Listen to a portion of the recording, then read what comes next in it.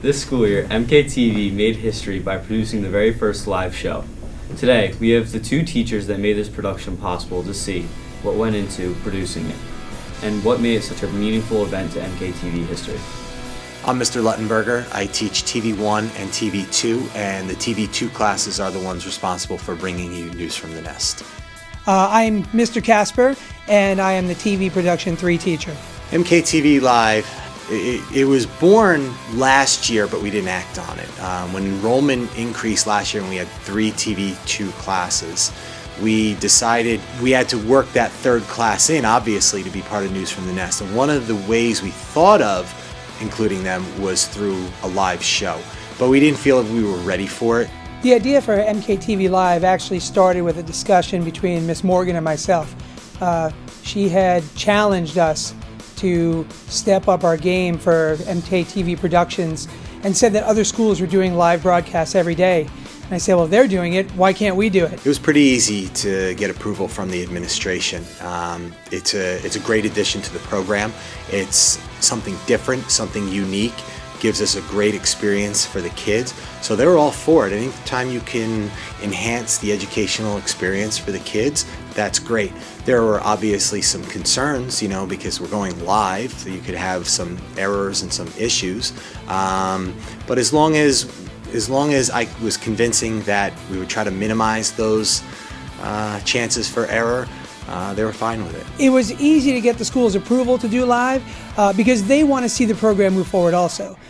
With Ms. Morgan's support, who is sitting in for the English department head, we had the English department support, and then with her affiliation with the school as an administrator, it kind of made things easier for us to be able to get the administrators to get on board also. Choosing the cast and crew for the live show was a bit of a challenge because we have multiple classes from which to choose.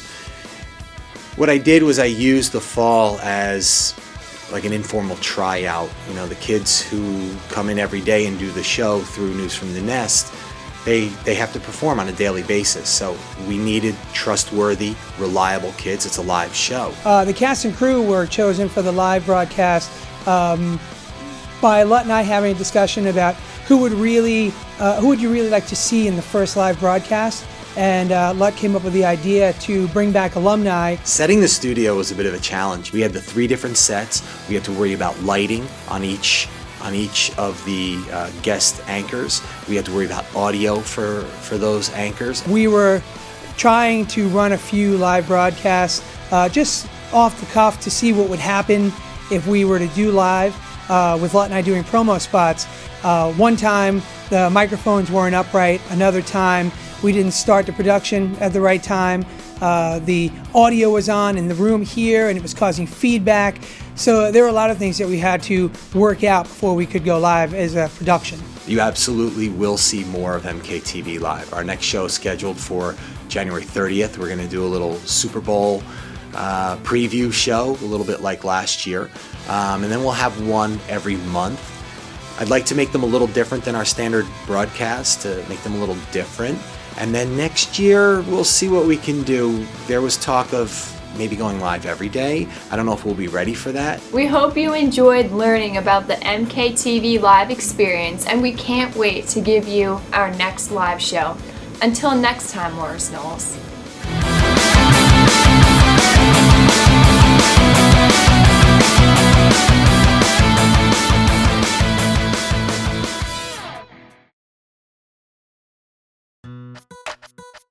Good evening, everyone, and welcome to MKTMZ. Breaking news for tonight. We have a special edition for you all. Tonight, we have exclusive footage of the interaction between Jay and a mystery girl. We're lucky enough to have the chance to interview Beyonce and Jay-Z, along with the fan who B claims is Jay's new lover. Roll the tape.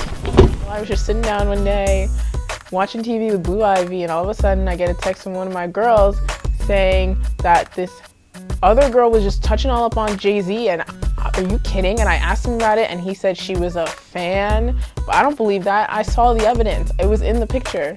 I was walking down the street. A fan asked me for my autograph, and I gave them my autograph. I was just walking down the street, and I just passed Jay-Z and asked for his autograph. I accidentally touched that hand, and Beyonce's acting crazy. And he brushed my hand. I'm just one of his biggest fans. I just wanted his autograph. Yes, I love Beyonce, but she can't keep doing these crazy stunts. Yes, I love my husband very, very much, but not when he's too busy touching up on these fans and all these other girls. He only should have eyes for me. No, I didn't mean to get in between Beyonce and Jay-Z. I'm one of their biggest fans. I would never. Jay-Z's always out with these other girls, partying, having the time of their life while I'm sitting at home with Blue Ivy just watching TV. It's not fair. I did not know that fan. All I do is sit at home and wait for Beyonce to finish her shows. A few times, if you go to his tagged photos on Instagram, there are a bunch of other fans that he claimed that he was just giving an autograph to, but I'm telling you, I know better. I know he's cheating on me. I know the truth. Yes, Beyonce is crazy. All I do is sign autographs for my fans. All I know is from the picture that she's selfish, self-centered, ungrateful. She just doesn't understand. You're trying to come between a power couple. How could you do something like that? What kind of evil-spirited person does that? I do a lot of charity work, and I'm in a bunch of clubs and activities. If she keeps doing these crazy things, I'm gonna have to sit and think about it. Okay, I'd say I'm sorry, and hopefully one day I can meet you and babysit your kids. Well, there you have it. The world may never know what really went down that day. Thanks for tuning in for tonight's episode of MKTMZ, and we'll see you back here tomorrow.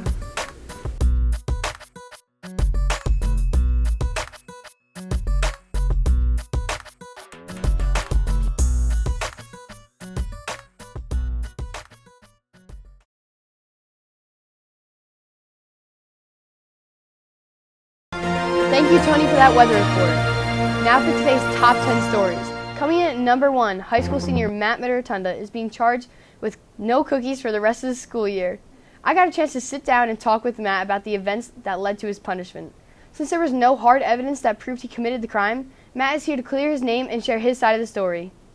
It was a typical B-day, I was sitting in Cal class, sitting there for probably about an hour, and I got a little restless, I had to take a walk. So my usual lap, go up, go walk around the school a little bit, right back to class. It's not a big deal. Officer Breezy come to the door, and I didn't think anything of it until he looked right at me and talked to my teacher. I thought, I was like, oh no, what did I do this time? And he pulls me out and he handcuffed me and he put me in the back of his car. I was like, I didn't even know what I did. He pulled me in, brought me into a dark room, sat me down at a table. I'm still confused at this point. I didn't know what I was doing. Yeah, it was a terrifying experience. He was yelling. He was being a cop. Well, the cookie's missing today, so you sure you weren't in there today? Yeah. I have sea lunch, so I wouldn't be near there. Yeah, but at 10:43, somebody looks just like you was in there. Well, I do have a twin brother. What cafeteria does he usually sit in? Well, he's a senior too, so senior caf. So he sits in senior caf. Does he ever go over to the sophomore freshman caf? Maybe sometime. How about you? Do you ever go over to the sophomore freshman caf? No. Yo, so you've never been in the sophomore freshman caf? Ever? I wouldn't say ever. People, they're treating me different, they're looking at me, I'm getting bad looks in the hallway, they look down, I see them talking about me, it hurts because I'm innocent, and then, I hear the murmurs.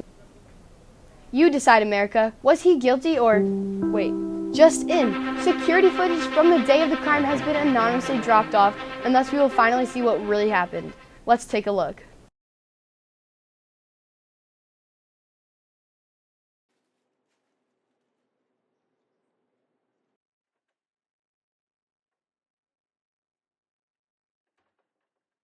Wow, who would have seen that coming? Well, there you have it. The real cookie thief has been caught. Matt's twin brother, Chris, stole the cookie and thus proving this wasn't a cookie cutter story after all. That's all for today. Signing off here, I'm Caroline Dunn for CBS 2 News.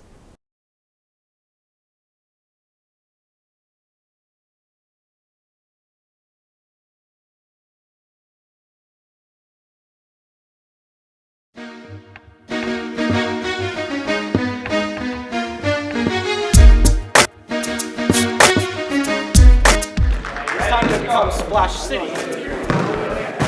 Well, I like to think of myself as a young LeBron James. Same characteristics, same body type, all muscular.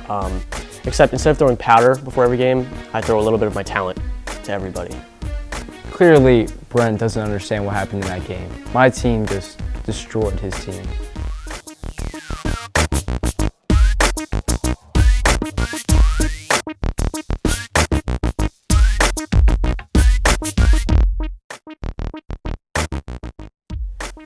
I think collectively as a group, we won. Even though the score, we lost by like 34, whatever, 5. That's not what matters in the game. I got buckets. My team got buckets, some. I dropped buckets, I got threes, post up, layup. When the defender's on me, I feel bad. They should just pull out an umbrella because I'm going to make it rain on them, I don't know. But, when I'm passing, cats be on their game. They all want the ball when I'm passing because they know they're going to give me that assist. Luke's team, yeah, they're all right. Luke, he dunked a little bit. I could do that if I wanted to, but my ankle was a little hurt. I had a little bit of a twisted wrist too. I didn't really want to go for it. Brent airballed most of his shots. He really couldn't dribble either. He's not that good of a player. Yeah, I can dunk, it's not a big deal. Didn't do anything fancy. 4 of them, I could do more than that. My teammates ended up having to tell me to stop because it got out of hand. I don't like to disgrace families out there, other kids' families, but you gotta do what you gotta do. My team calls me the American Sniper, all right? Because instead of 160 confirmed kills, I've taken over 160 ankles in my day. I feel bad about it, I do. But, let's be real, I could play out there in flip-flops and I'd still take some ankles. Come on.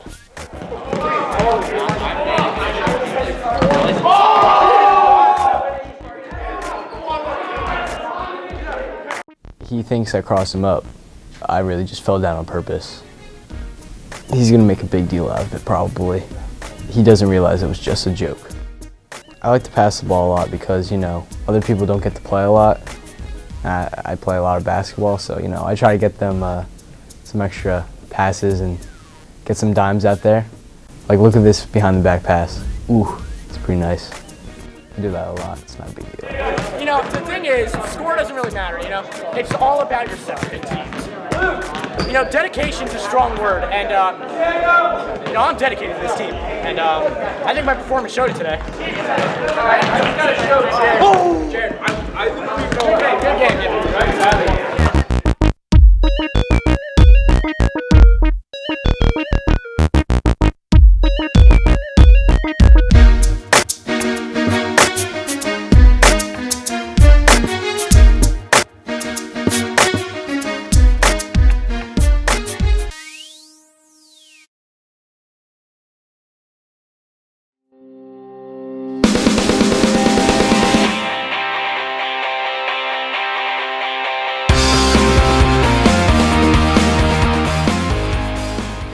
I am an EMT, an emergency medical technician for the Morristown Ambulance Squad. I kind of wanted to go in the medical field for a while, and I just wanted to find a foundational job, I guess, to help me out in the future. So I found out that you can volunteer and help out people as being an EMT. First, you have to have a ride-along where you ride with the ambulance for at least a day or maybe less to see if you really want to pursue that career, and then push you to take an EMT class. Mine was about 3 months long. I had to do 10 hospital hours, vigorous paperwork and studying, and soon enough you'd have to take a state exam, a national exam, and if you pass, become an EMT. I can apply equipment like KEDs, backboards, stretchers, AEDs. I can perform CPR. I can't reveal patient information. I could drive the ambulance. That's pretty cool. I think it was my second CPR call. It wasn't really interesting, more it was really upsetting. We went to a care facility where this old guy, I forgot the age, he had a heart attack and then went into cardiac arrest. So he couldn't breathe, he didn't have a pulse, and nobody did anything. Then I continued doing CPR. Basically the guy died. I think it's the calls that, that really stick to you, not in a negative way, but more of a heartwarming way. I remember transporting a woman who just gave birth in her own house, and they do teach us to deliver babies, but I was pretty scared for that. But when I saw the baby, I thought to myself, wow, you know, I'm the first person that this kid's gonna see but not remember. But still, I get to see life. I'm gonna be faced with these kind of calls throughout my whole EMT career. Like, it's gonna get worse, but it's also gonna get better, and I'm gonna be doing a lot of good.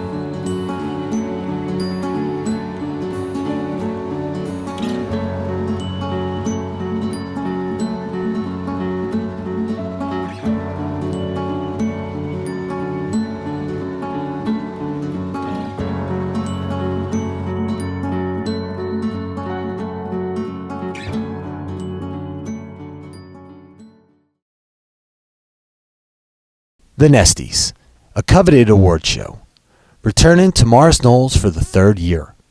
We had the privilege of interviewing 2 current TV students, 1 returning guest, and 1 new guest. Here's what they had to say. I'm looking forward to seeing all of the great clips and videos that all the students have made and see which one comes out on top. I've heard about all the different awards people get. I've heard about all the excitement and all, like, how much fun it is. I'm looking forward to Best Silent Movie, Best Intro, and Best Lead Anchor. I think that everyone this year is pretty competitive, so the chance to win is going to be tight. My favorite part of the Nesties last year were seeing everyone laughing and so excited to see everyone else's clips, and I'm very much looking forward to it this year. I am very excited to welcome the green carpet. Last year everyone looked really nice, and I can't wait to see that happen. I think there will be a tremendous competition to win a Nestie. What does it mean to me to win a Nestie? Is that even a question? It means everything. A Nestie is the most prestigious filming award ever. To win an Nestie means everything for me. It's the greatest award I could possibly imagine. It would make my year and make my mom very proud of me. Going to the Nesties last year made me realize like what goes on there. So I think I'll be comfortable with it, and it won't be a high pressure situation. Everything. All the hard work that we put in for these awards, I mean, these shows, day in and day out, getting an award would just, I feel appreciated for what I've done. I feel that people understand all the work we put in, just everything that we do behind camera. They'll really appreciate it more because, I mean, it must be so difficult. It is so difficult to get such an award.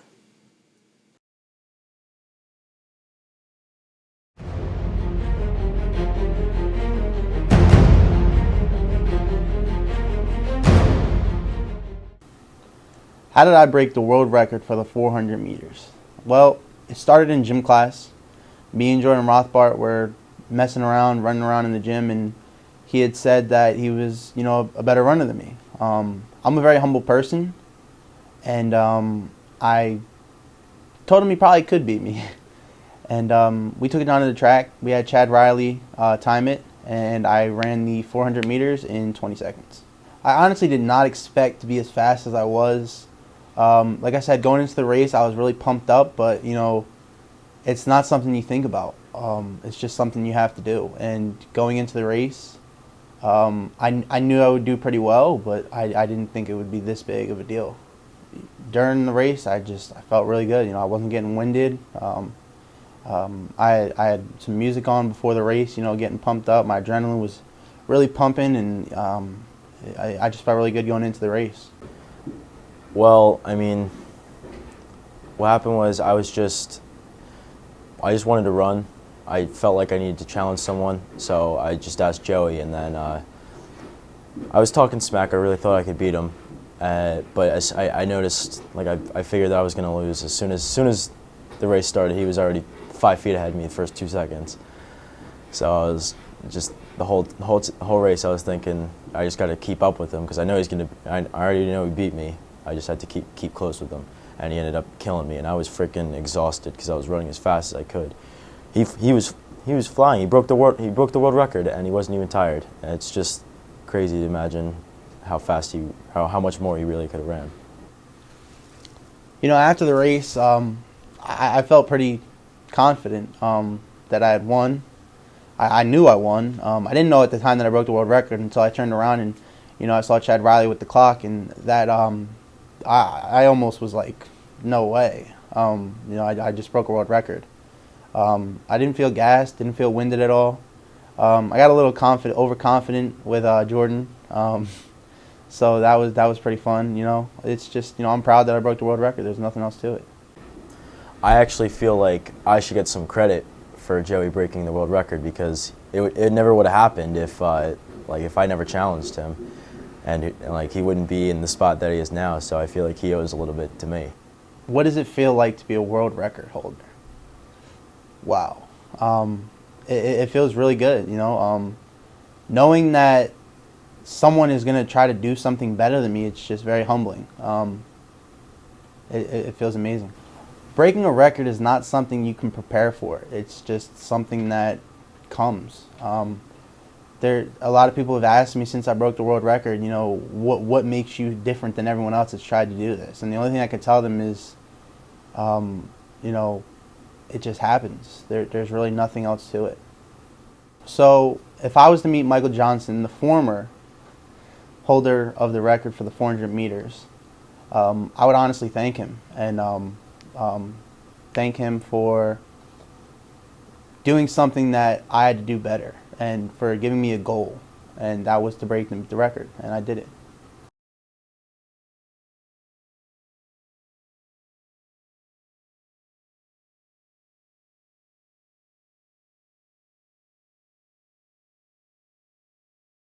I actually graduated from Morris Knolls in 1974. Yeah, I played basketball at Morris Knolls. I started working here in December of 1998. When I was playing volleyball in college, I wanted to be a teacher and I wanted to be a coach, and then I just thought that it would be great to coach volleyball.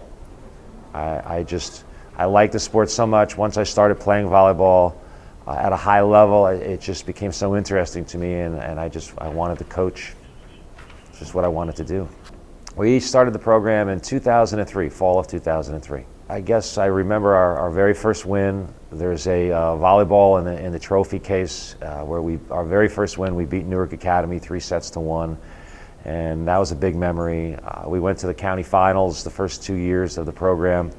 I won 21 games our first year, won 22 games. So that was really kind of neat. I remember all of that. And then I guess just the memories of the players that have played for me. There's been a lot of really neat young ladies that have played here at Morris Knolls. There's been a lot of variety, different kinds of people, and I guess I really look back and remember all the different people that played for me. Well, I've been able to coach volleyball at a bunch of different places, so I have some experience coaching young guys, young girls. Then I coached high school boys, high school girls. I was able to coach college level girls and college level boys. So I've coached a lot of different age groups, and I have a lot of experiences to draw back on. So each one's kind of neat in a different way. There's some memories that I have from college, like the time we beat the number 4 team in the country. That's very memorable. I'll never forget that match. When my NJIT men's team beat Penn State, like I said before, I remember the first win here at Morris Knolls.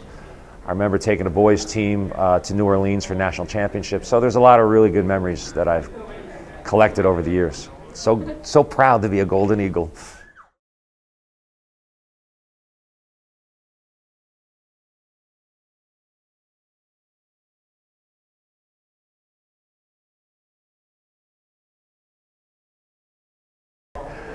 Well, I'm wearing my LeBrons today. They're a little colorful.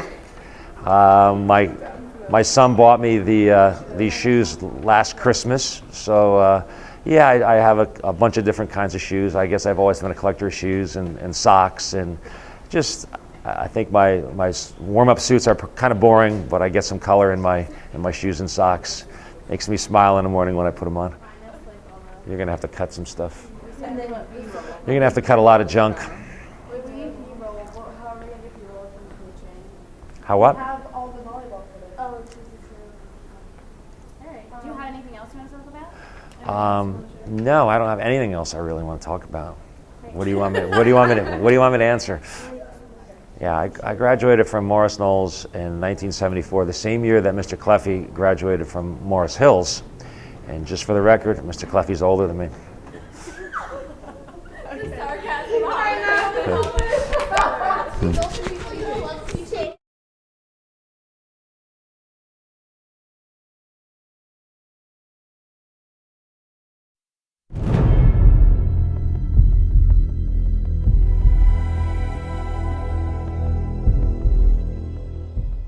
I snuck out of lunch one day to come to class, and I was exhausted, so I figured I'd take a nap. And I thought I was the only one in here, but obviously I wasn't, because I woke up to trees falling on top of me. Once I woke up and I saw trees on me, I jumped and I started freaking out because I knew something paranormal must have happened. I haven't slept since the event. I've been paranoid. I've been looking behind me everywhere I step, and I'm so scared of everything.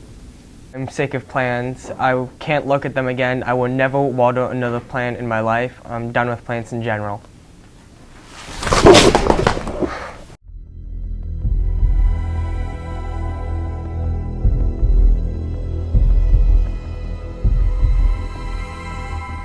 In my 10 years of studying paranormal activity, I've never seen anything this scary. I brought this object. You have to shake it around and it keeps the demons away. It seems that the plants were very upset with Mike. Well, the plants are probably possessed by demons that were very upset by the way Mike was treating his trees in his yard by not giving them the proper nutrients.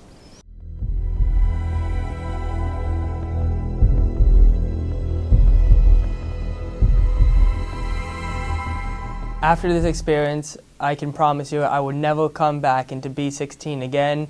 The MKTV studio, I would never set foot in it. Plans, never looking at one again. I am completely done with all of this. However, I'm willing to make amends with the trees if they're willing to make peace with me. So I think we can come to an agreement to leave each other alone. I love you.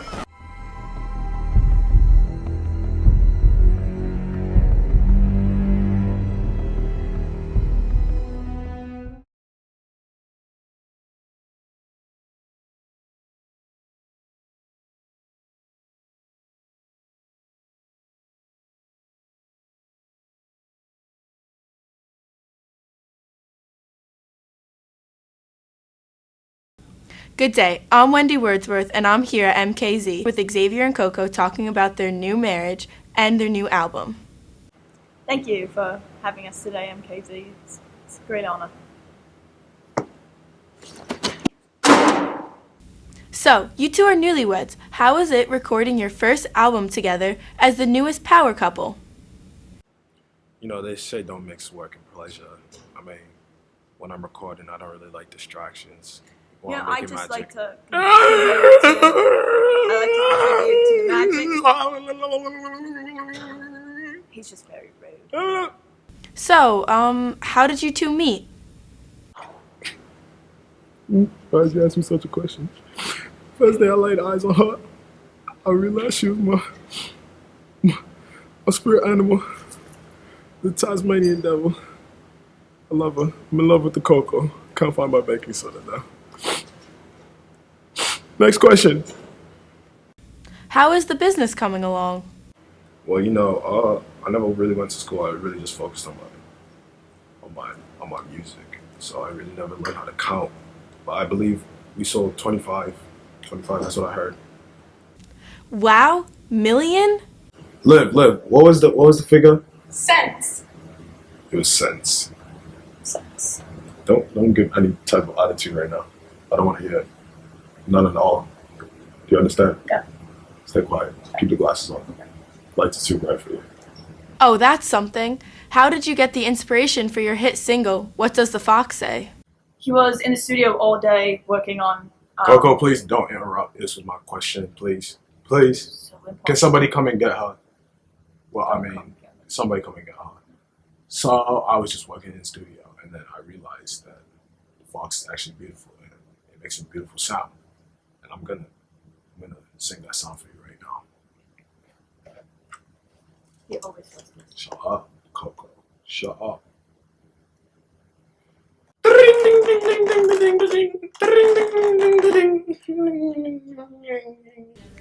Well, there you have it, fans. This is Wendy Wordsworth reporting from MKZ.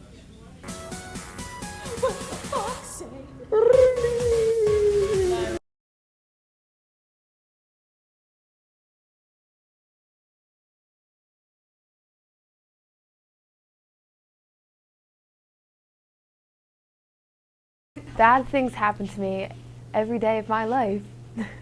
First, I fell asleep at about 6, 7 o'clock last night, and I would expect that my mom would wake me up, but she didn't. I realized I had not showered or done my homework, so first I was late to school. Then, as I'm walking outside, I slip on ice and fall down my steps, and that hurt a little bit.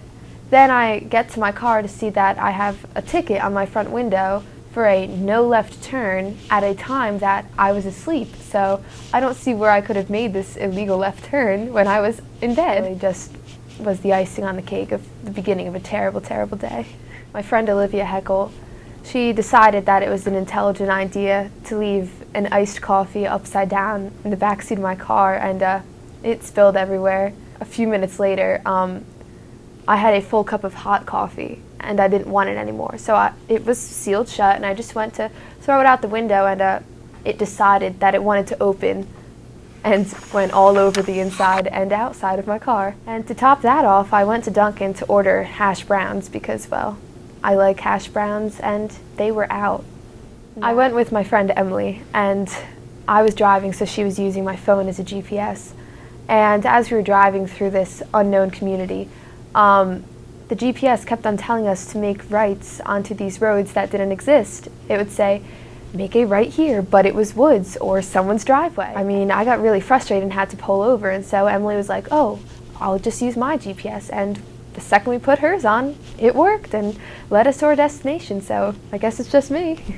I dye my hair quite frequently because I'm a natural blonde. The other day I was getting my hair dyed by my friend Sam Catrona, and for some reason it turned green. It was really sad because why was my hair green? I started hyperventilating and broke out in a rash that happens whenever bad things happen to me, and it just happens out of random. Sometimes I'll just be sitting in class, and all of a sudden I'll just get this really itchy rash on my neck. It won't go away, and it just spreads throughout my entire chest, and people ask me if I'm okay, and I'm like, yeah, I'm fine, I just have this rash. It happens from anxiety, from lack of iced coffee, from my traumatic, unfortunate events. Oh my God, thank you so much.